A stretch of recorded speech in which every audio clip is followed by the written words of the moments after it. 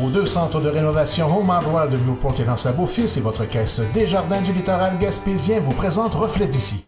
Bonjour à vous tous et bienvenue à Reflet d'ici.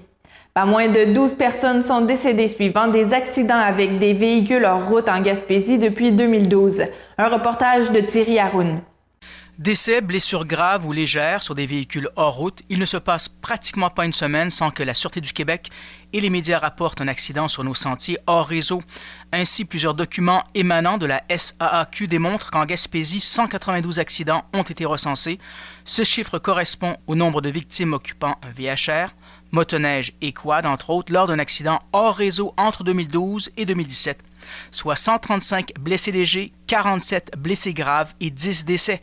À noter qu'on dénombre déjà en 2018 2 décès en VTT en Gaspésie, soit 2 hommes, l'un âgé de 80 ans, l'accident ayant eu lieu à Gaspé et l'autre âgé de 69 ans, l'accident ayant eu lieu à Val-d'Espoir, ce qui au total donne 12 morts en 6 ans en Gaspésie.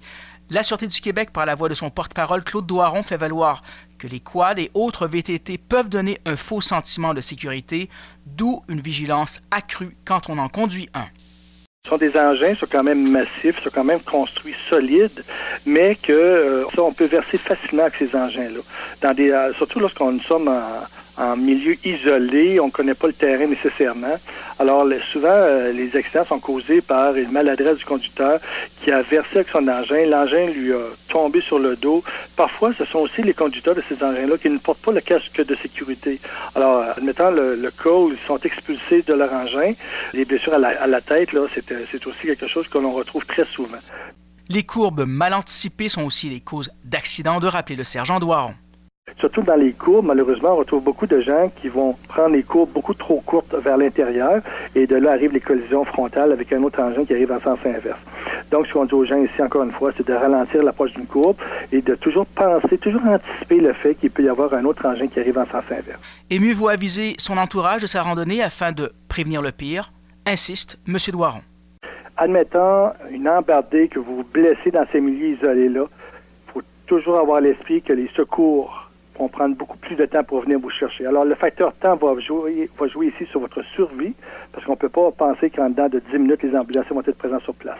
Alors, amener avec soi soit un GPS pour être capable de s'orienter, pour être capable de revenir à la maison. Aviser également un proche, les responsables de l'ASEC, par exemple, de l'endroit où vous comptez vous rendre et l'heure que vous comptez sortir de la forêt également. Donc, avisez vos proches de cela. L'itinéraire que vous comptez prendre également. Alors, admettant le cas que vous ne revenez pas à la maison, mais nous, du côté secours, on va être capable de concentrer nos recherches dans un milieu plus défini que si vous partez de façon aléatoire sans le dire à personne. De son côté, la Fédération des clubs quad du Québec indique dans son site web que comme propriétaire d'un quad, vous devez souscrire à une assurance responsabilité civile d'au moins 500 000 $ comme la loi sur les véhicules hors route vous y oblige. À défaut de respecter cette obligation, vous serez passible d'une amende. Son directeur général, Danny Gagnon, tient à ajouter ceci. Un message super important là, dans la cause des décès. C'est comme moi, chez nous, j'en ai 40 000 qui circulent l'hiver. Très peu de décès l'hiver. C'est peut-être un en sentier. Mais en période estivale, le port des équipements obligatoires, là, mettre un casque, là, c'est super important. Parce qu'il peut y avoir des accidents crâniens, vous me disiez, là. Oui, parce que je me souviens d'une année, sur 24 décès, il y avait 19 décès dus à des traumatismes crâniens. Donc, tu sais, le port du casque... porter des gants, porter des vêtements manches longues quand on est en forêt, là, c'est super important. Puis il ne faut pas oublier qu'on est avec des véhicules en route, donc il y a différentes surfaces de roulement, différents reliefs. Donc, les équipements obligatoires, là, le casque surtout, là, c'est très, très, très important. Même quand on circule sur notre propriété privée, parce que beaucoup de décès arrivent souvent sur la propriété privée. Thierry Haroun pour TVCGR à Percé.